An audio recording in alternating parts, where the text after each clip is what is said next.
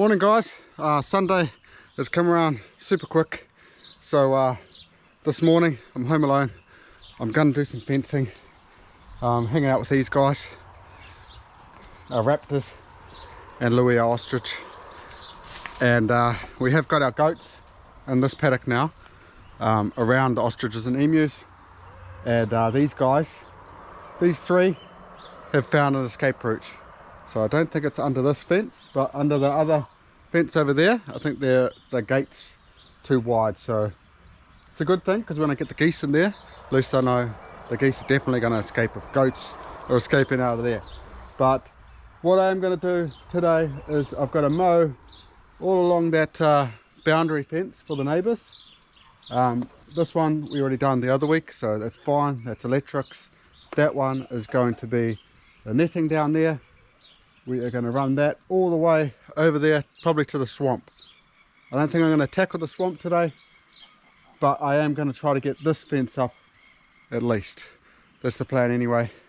One day to do it, and still want to chillax a little bit before I go back to work tomorrow.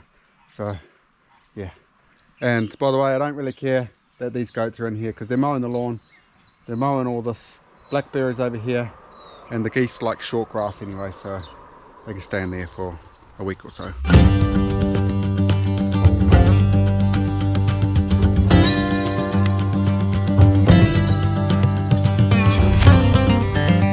So I've just mowed the perimeter. It's about 40 meters from the fence we built last weekend to the swamp. And that was kind of like the easiest bit to mow. I even done a little bit of mowing around the pond, just because we want it to look good. We don't want the goats to actually fall in. But this is where I've mowed to here, and this is the pond here. So I've just done a little bit of mowing there.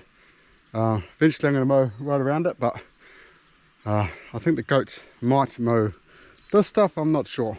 But they're just over there, and that's the gate they're getting through, just over there. But it's starting to look good.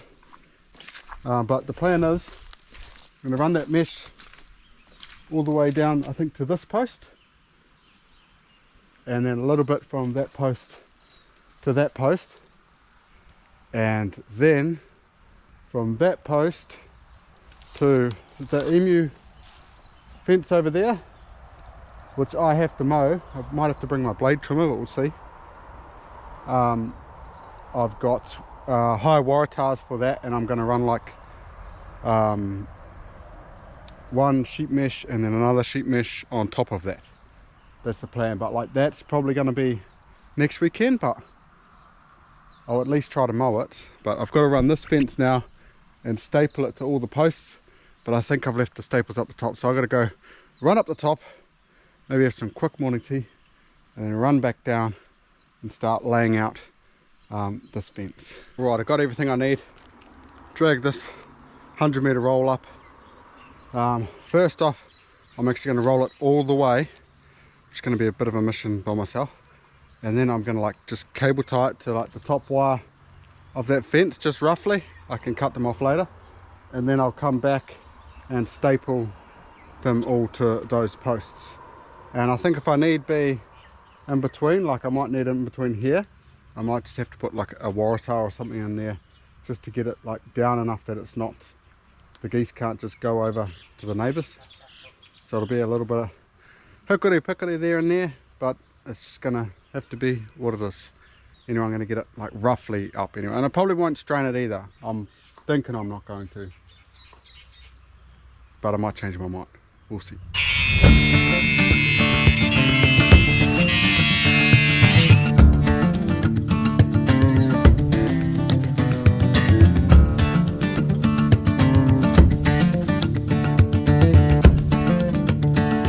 So I've just stapled and cable tied to the fence the mesh right up to this point here, and most of it looks pretty good except for that bit down there, which I will have to add a waratah just so the geese can't go out there. And I don't know yet whether I'm going to put a hot wire for the neighbour's fence or not, just from that tree to that post.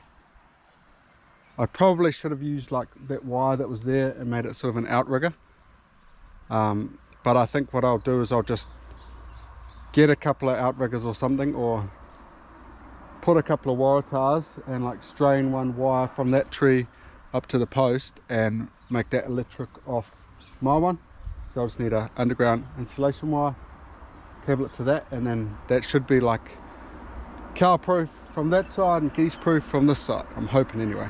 But anyway, I've got a heap more to go. It's going to take me all day. It's not easy because it's like on a hill. Between every piece, it's very hard to kind of get looking nice. But anyway, I'm going to get back into it.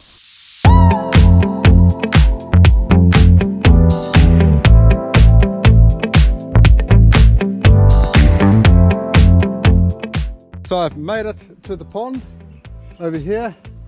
Now the hardest part of all, I've got to mow all in there, try to strip any fencing that's all in there, and then get all my waratahs all lined up and get that up, and then the geese are ready to come in. But not sure if I'm going to get all that done today, but we'll see where we get to. You know, anything is possible.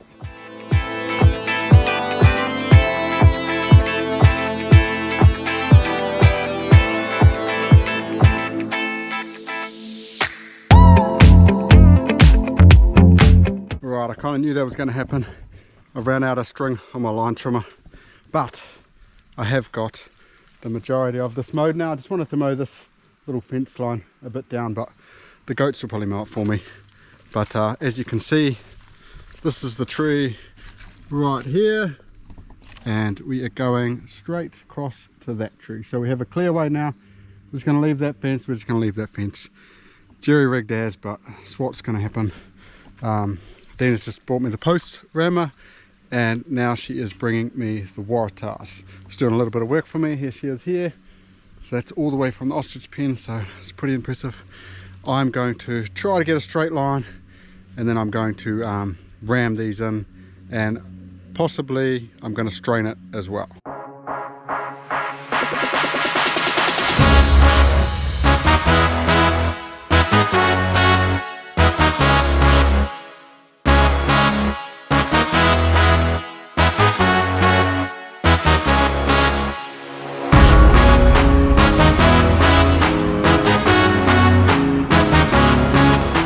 So we've officially finished that fence.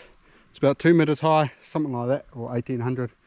But that should keep the geese in and the goats in. It's all cable tied across there. Probably could do with a few more cable ties, so I might buy another bag, come back here next weekend, or get a Dana to do it, whatever. But we've got one more waratah left, so we're going to go and do the post up there, and then the fence will be all completed.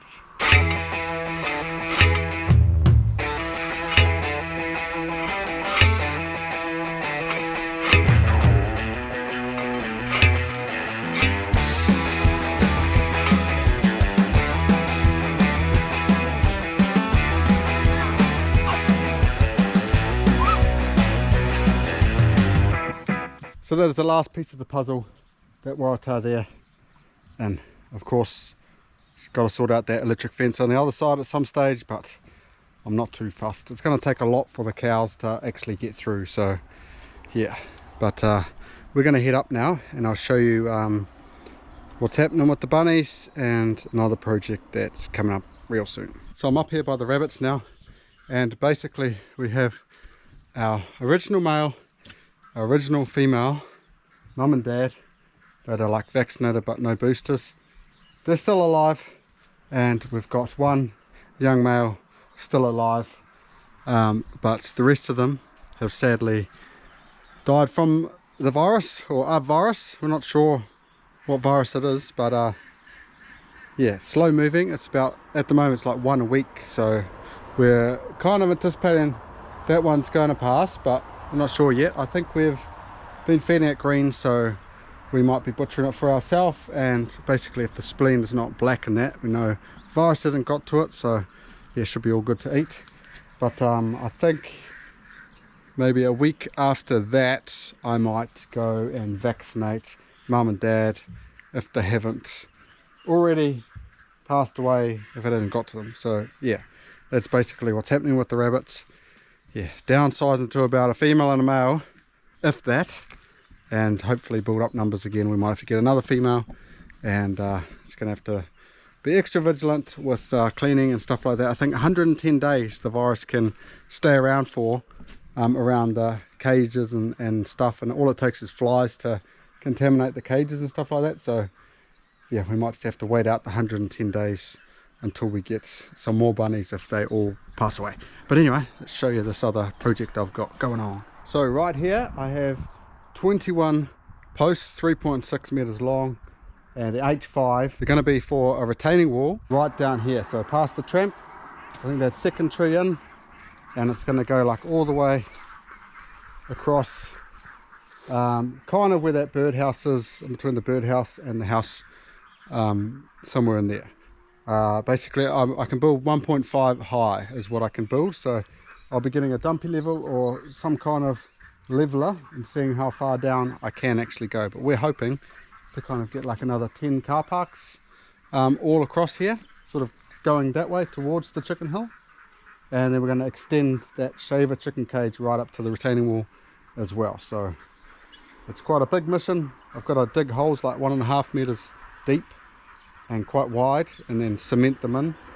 Yeah, I'm going to bring a little digger in for that, neighbour's one, but I have still got a lot of fencing I've got to do. I've got to do where that tree was, the neighbour's fencing. I've got an 8-wire batten that's probably going to start next weekend. I'll start getting it ready, mowing and all that for materials, and then after that I think I'll start on the retaining wall, and then I've got to build a fence just past the ducks for another new animal.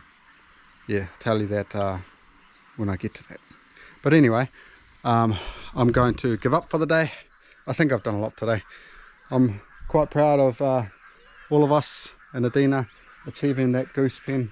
It was going to be a 2-weekend mission, but we've achieved it this weekend, so yeah, that's quite cool. But anyway, I will catch you guys in the next one. If you haven't subscribed, subscribe and hit that like button, and I'll catch you guys later. Look out.